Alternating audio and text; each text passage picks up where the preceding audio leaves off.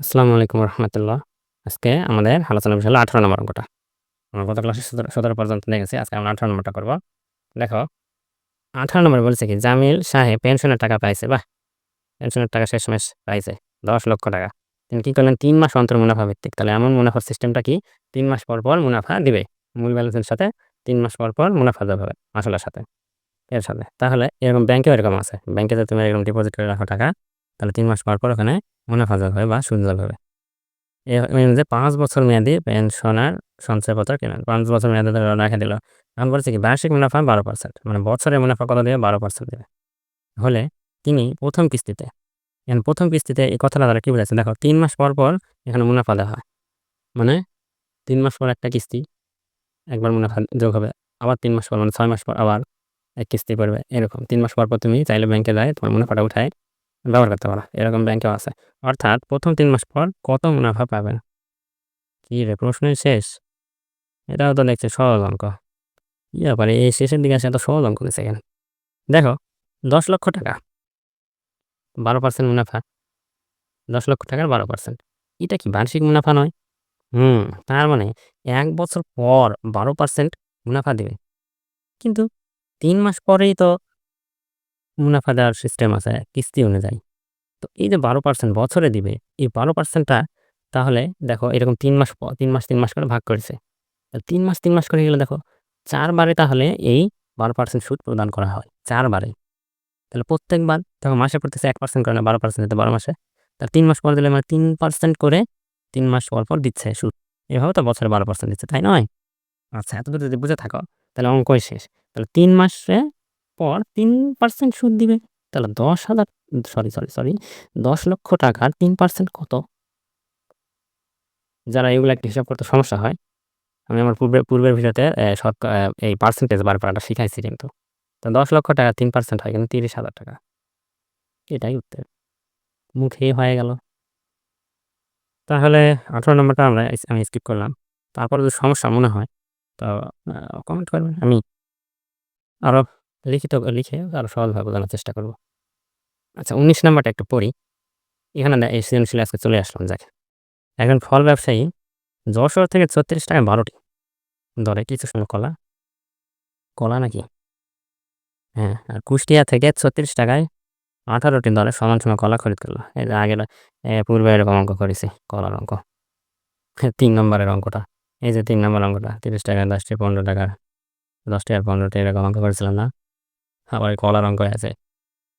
ব্যবসায়ীর বিক্রয় কর্মী ৩৬ টাকায় ১৫ টি দরে। ব্যবসায়ীর যে বিক্রয় কর্মী আছে ওই ৩৬ টাকায় ১৫ টাকা করে বিক্রি করে দিছে। এখন ব্যবসায়ী যশোর থেকে প্রতি শত কলা কি দরে ক্রয় করেছিল? হুম, যশোর থেকে করেছে দেখো ৩৬ টাকায় ১২ টি। মানে ১২ টায় যদি ৩৬ হয় ৩ 12 ৩৬ মানে ৩ টাকা করে পিস পড়ছে। তাহলে বলছে ব্যবসায়ী যশোর থেকে প্রতি শত কলা কি দরে ক্রয় করেছিল? প্রতি শত মানে প্রতি ১০০ টা। তাহলে একটাতে ৩ টাকা করে হয়। তাহলে ১০০ টা ৩০০ টাকা। শেষ। এটাই উত্তর। বিক্রয় কর্মী সবগুলো কলা বিক্রয় করলে শতকরা কত লাভ বা ক্ষতি হবে? বিক্রয় কর্মী সবগুলো কলা বিক্রয় করলে কত লাভ বা ক্ষতি হবে? তাহলে এখানে আমাদেরকে লাভ বা ক্ষতি বের করতে হলে অবশ্যই আমাদের ক্রয় মূল্য আর বিক্রয় মূল্য সম্পর্কে জানতে হবে। তখন আমরা বুঝতে পারবো যে লাভ বা ক্ষতি হবে কিনা। আমরা ক নাম্বার থেকেই শুরু করি। ক নাম্বারটা সহজও মুখে তো আসলে। আচ্ছা তারপরও লিখি। তাহলে ১৯ নাম্বার নাকি? ১৯ নাম্বার সৃজনশীল এর মধ্যে ক হলো আমরা যেকোনো একটা ধরে যশোর থেকে বলছে না? তাহলে যশোরেরটা ধরতে হবে যে ১২ টি কলার দাম হলো ৩৬ টাকা। তাহলে প্রতি শত মানে ১০০ টির দাম কত?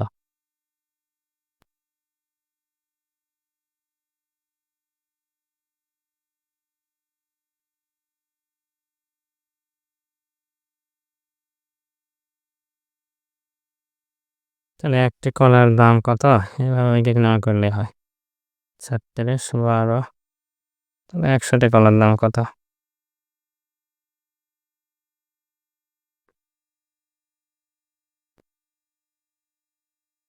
এই ৩ টাকার উপর দিছে তাহলে ৩০০ টাকা।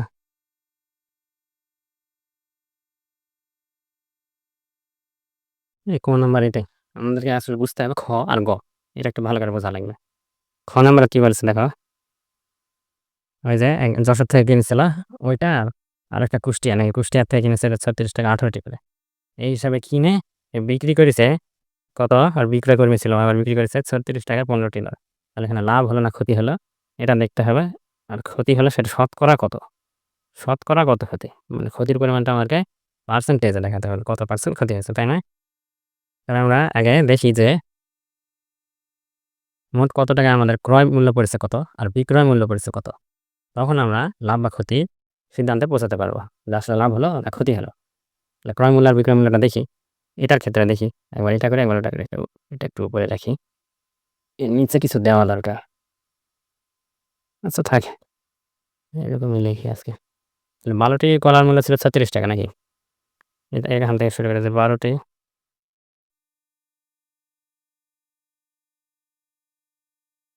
কলার ক্রয় মূল্য আমরা ক্রয় মূল্য হিসাব করতেছি কত 36 টাকা। তাহলে একটি কলার ক্রয় মূল্য তার মানে হলো 3 টাকা। এটা হলো যশোরেরটা।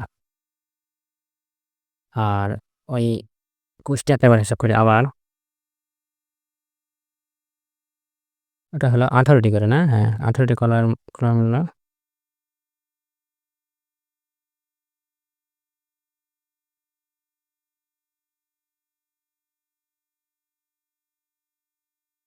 কত? ওটা হলো 36 টাকা।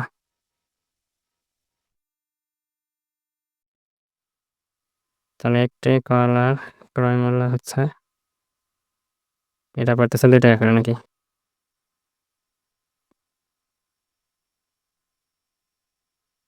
ও এখানে দেখা যাচ্ছে না? হ্যাঁ এই যে 18টার দাম 36 টাকা হলো তাহলে একটির দাম পড়তেছে হলো 2 টাকা করে। তাহলে এখানে 2 রকম কলা আছে। একটা হলো 3 টাকা পিস, একটা হলো 2 টাকা পিস। তাই নয়?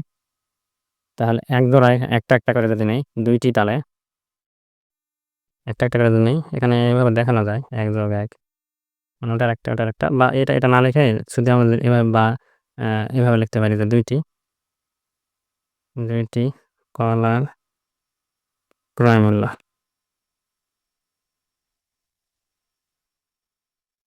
আসতেছে আমার হলো 3 যোগ 2 সমান 5 টাকা।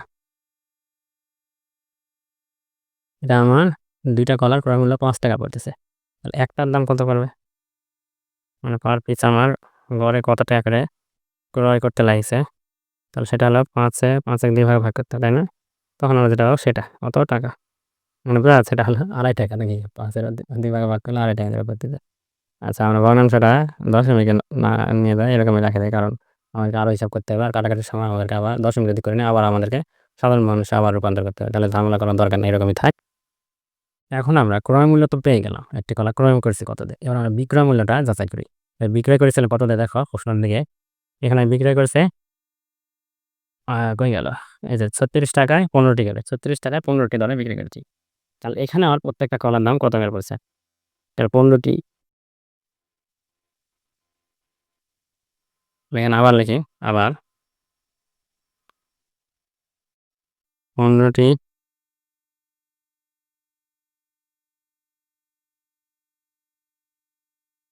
কলার বিক্রয়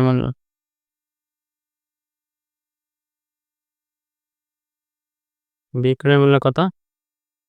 36।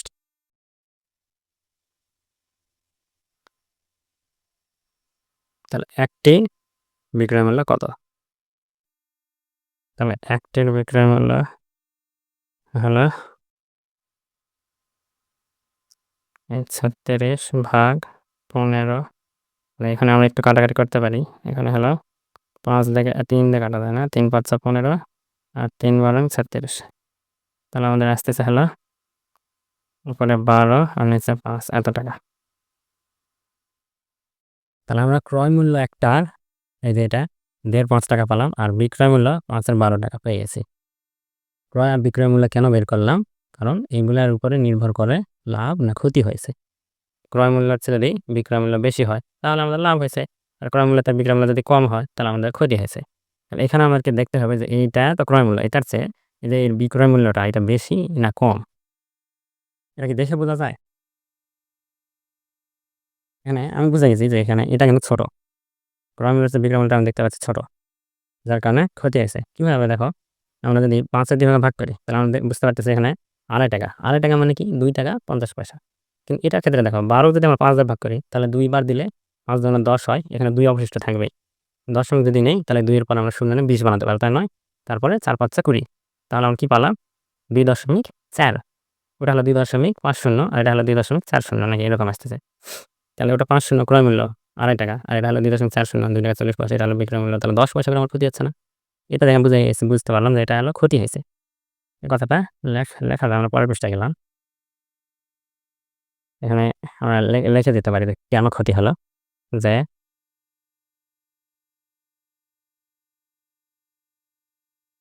ক্রয় মূল্যের চেয়ে বিক্রয় মূল্য কম হয় ক্ষতি হয়েছে।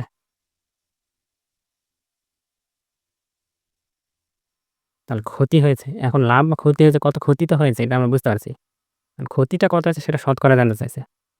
তাহলে আমাদের ক্রয় মূল্য আর বিক্রয় মূল্য কেমন আছে ওই পৃষ্ঠার একদিকে, মানে উপরে 5 নিচে দিয়ে, একদিকে উপরে 12 আর নিচে 5। হ্যাঁ, তাহলে এখানে আমরা লিখব যে ক্রয় মূল্যের থেকে ক্ষতির পরিমাণটা বের করব। ক্ষতির পরিমাণটা তাহলে লিখব পরে, তাই নয়?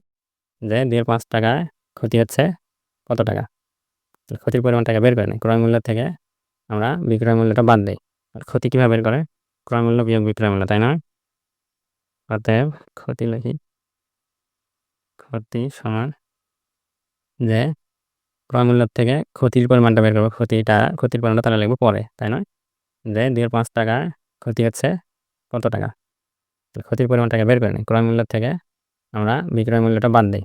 আর ক্ষতি কিভাবে বের করে? ক্রয় মূল্য বিয়োগ বিক্রয় মূল্য, তাই না? অতএব ক্ষতি লিখি, ক্ষতি সমান আমরা 5 এর 2, এটা হলো ক্রয় মূল্য, বিয়োগ বিক্রয় মূল্য কত? 12 এর 5। যদি বিক্রয় মূল্য কম হয় তাহলে ক্ষতি আছে। তাহলে ক্ষতির সূত্র এরকম, ক্রয় মূল্য বিয়োগ বিক্রয় মূল্য। আর যদি লাভ হতো তাহলে আমরা লিখতাম বিক্রয় মূল্য বিয়োগ ক্রয় মূল্য। আশা করি এই বিষয়গুলো আপনি জানেন। এটা বিয়োগ করি, এগুলো বিয়োগ তো আমরা প্রাইমারি লেভেলে করছি, এ নিয়ে আর কিছু বলতে চাই না।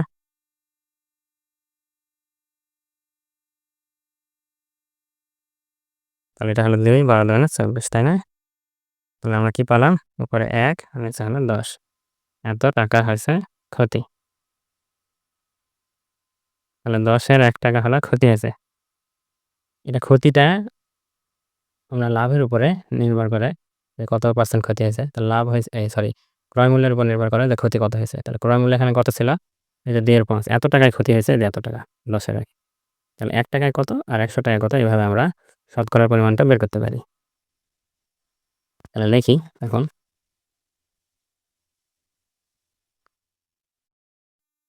যে 5 এর 2 টাকায় ক্ষতি হয় সমান কত টাকা? 10 এর ৳1। তাহলে ৳1 ক্ষতি হয় কি? এখানে একটু থামাতে চাই যে এই যে ৳1 ক্ষতি হয়, তাহলে ৳1 ক্ষতি এখন হচ্ছে কম। তার মানে ভাগ করা লাগবে। তো এখানে কিন্তু আমি এই বিষয়টা এর আগেও দেখাইছি। যেখানে এভাবে শিক্ষকরা লিখে দেয় যে এর উপরে ১ আর ১০ তো ছিলই, তাই না? এই ২ টা লিখে দিবে উপরে। আসলে কিন্তু এখানে নিচে। আর ৫ টা দিয়ে দিবে নিচে। এটা কেন হয়? এই বিষয়ে আমি বলেছি এর আগেও। তারপরে এখানে এই জায়গাটা একটু রাফ দেখাচ্ছি। যে এইটা ১ এর ১০, এটা ভাগ, কম হবে না, ভাগ করতে হবে না, ভাগ দিয়ে এটা আমরা লিখব, তাই না? ৫ এর ২। তাহলে যখন আমরা এই যে এই পাশে ১ এর ১০ রাখি, এটা গুণ করে দিব, তখন এটা উপরে ২ আর নিচে ৫ চলে যাবে। এই যে ১ গুণন ২ আর ১০ গুণন ৫। এইভাবে এটা হয়। আশা করি বুঝতে পারছেন। তাহলে ৳১০০, ৳১০০ ক্ষতি হয় কত? ১ গুণ ২ গুণ ১০০ আর নিচে হলো ১০ গুণ ৫। ঠিক আছে, তাহলে কাটাকাটি করি। ১০ একে ১০, ১০ ১০ ১০০। আর 5, 5 দুগুণে 10 আর এই যে 2 আর এখানে 2, 2 দুগুণে তাহলে পেলাম হলো 4, 4 টাকা বা এখানে শতকরায় বলা হলো 100 টাকায় 4 টাকা ক্ষতি। তার মানে 4% ক্ষতি হয়েছে। আমরা গ নাম্বারটা করব। আমরা এটা এই পৃষ্ঠায় নেই।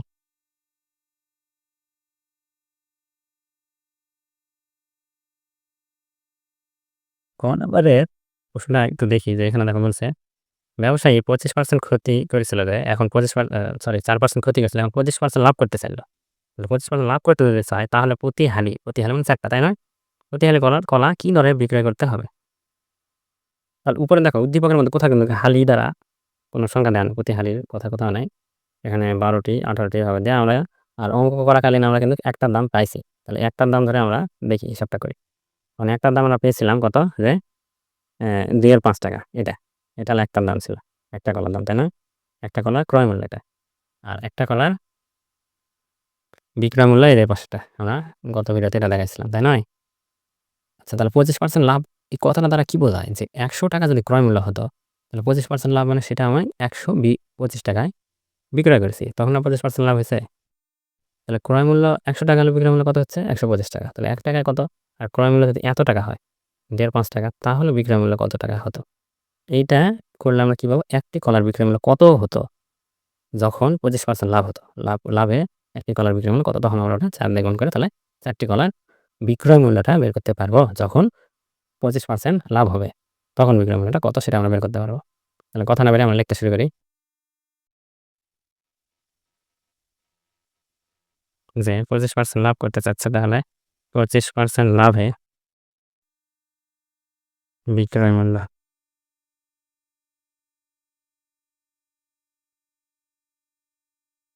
25% লাভে বিক্রয় মূল্য কত? ১০০ যোগ 25, তাহলে আমরা পাচ্ছি হলো ৳১২৫। এই ৳১০০ আসলে কিন্তু এখানে ধরা হয়েছে এটা আসল। ৳25 হলো 25% লাভ। তাহলে ৳১২৫ আমার বিক্রয় মূল্য আসতেছে। তাহলে ৳১০০ ক্রয় মূল্য হলে বিক্রয় মূল্য হচ্ছে কত? ৳১২৫। ওটা আমরা লিখি যে ক্রয় মূল্য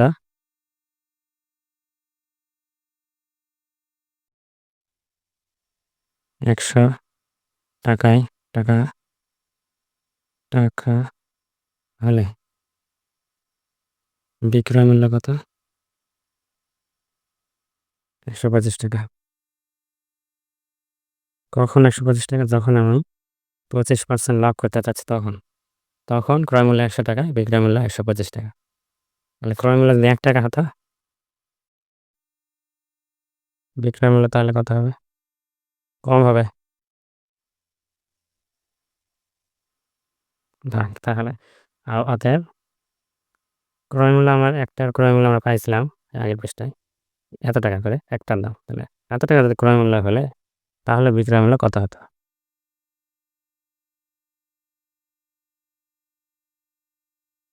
এই কি লিখলাম? ১০০ তো নিচে ছিল। আচ্ছা এই যে এটা এখন গুণ হবে। গুণ হলে তাহলে কি হবে? ওই সোজা যায় উপরের সংখ্যাটা উপরে আর নিচের সংখ্যাটা নিচে। মানে এখানে ৫ হতো। আমি একটু ভুল করছি। মাফ করবেন আমার একটু ভুল হয়েছে। আমি ১০০ দেখছি এখানে লিখতে যাই ওখানে লিখে দিছি। আর নিচে হলো ২। তাহলে এটা আমরা এবার কাটাকাটি করি। দেখি ৫ দিয়ে যদি আমি ১০০ কে কাটি তাহলে ৫ বিশে ১০০ হয়ে যায়। তাই না? আর এই ২০ আচ্ছা এখানে গন্ডগোল করে ফেলেছি। প্রচুর ঘুম পাচ্ছে তো। এখানে এখানে ২০ দিয়ে এটা কাটার দরকার। ১০০ দিয়ে ১২৫ কাটলে খুব সহজে হতো। আচ্ছা হোক। ৫ দিয়ে ৪ ৫ ২০, ৫ দিয়ে যদি ২০ কাটি ৪ ৫ ২০ আর ৫ দিয়ে যদি এটা ১২৫ কাটি তাহলে ৫ ২৫ এ ১২৫। তাহলে আমরা পারলাম কি উপরে হলো ২৫ আর নিচে হলো ৪ দুগুণে ৮। এটা কি বের হলো? এইটা হলো সেই বিক্রয় মূল্য। যদি ক্রয় মূল্য এটা হয়, এইটা ক্রয় মূল্য হয়। তাহলে এই অনুযায়ী এত টাকা যদি বেচতাম তাহলে আমার 25% লাভ হতো। এইটা কি? এই ক্রয় মূল্য কি একটা নয়? একটা কলার ক্রয় মূল্য। তাহলে এখন আমাদেরকে কি করতে হবে? ৪ টা কলার বের করতে হবে না। কারণ প্রতি হালির বিষয়ে এখানে জানতে চাইছে যে প্রতি হালি কলা কি দরে বিক্রয় করতে হবে। তাহলে একটি কলার বিক্রয় মূল্য এত হলে ৪ টি কলার বিক্রয় মূল্য। তাহলে এখানে আর এক লাইনে শেষ করে দেব আর লিখব না। অতএব ৪ টি কলার বিক্রয় মূল্য যেটা আছে 25, ৮ এটাকে আমার ৪ দিয়ে গুণ করতে হবে, তাই না? হুম, তাহলে আমার কত বের হচ্ছে দেখো তো? এই ৪ দিয়ে গুণ করতে গেলে দেখেছি এখানে এটা কাটা যাচ্ছে। ৪ দুগুণে ৮। তাহলে উপরে পাচ্ছি আমি হলো ২৫ আর নিচে পাচ্ছি হলো ২। এখন আমি এটাকে ভাগ করে দিব। ভাগ করে দিলে দেখো এটা এরকম হবে ১২ পূর্ণ কত বাঁচলো ১ আর ২। এটা আমি মৌখিকভাবে কিভাবে হিসাব করলাম দেখো। ২ দিয়ে যদি ২৫ ভাগ করতে যাই তাহলে আমি সর্বোচ্চ ১২ পর্যন্ত যেতে পারবো। ১২ দুগুণে ২৪ হবে। ১২ দুগুণে ২৪। কিন্তু আমার ১ এখানে অবশিষ্ট থেকে যাবে। যেটা ভাগশেষ বের হবে ১। তো সেটাকে তো আর ২ দিয়ে ভাগ করতে পারতেছি না। তখন ১ আমার কি করা লাগবে? দশমিক নিলে সেটা তো দশমিকের উত্তর চলে গেল। অথবা ওটা ভগ্নাংশের চলে এসেছে না? তাহলে ১ টা উপরে চলে যাবে আর ২ নিচে বসবে। এভাবে মিশ্র ভগ্নাংশ তৈরি করতে হয়। এগুলো আমরা প্রাইমারি শিখেছি। আশা করি এটা বুঝতে পারছেন। কোনো প্রশ্ন থাকলে অবশ্যই জানাবেন। আজ এই পর্যন্তই। আসসালামু আলাইকুম।